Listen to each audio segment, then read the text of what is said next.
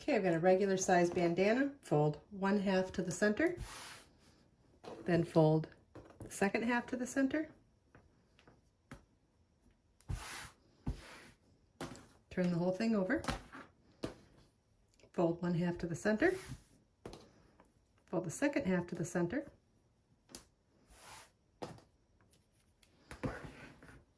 Add a rubber band to one side.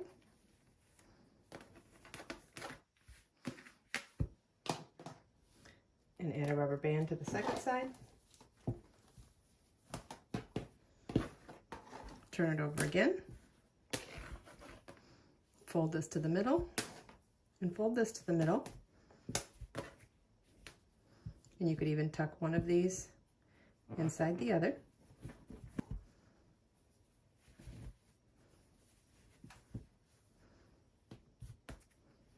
And you have a homemade DIY mask with no sewing.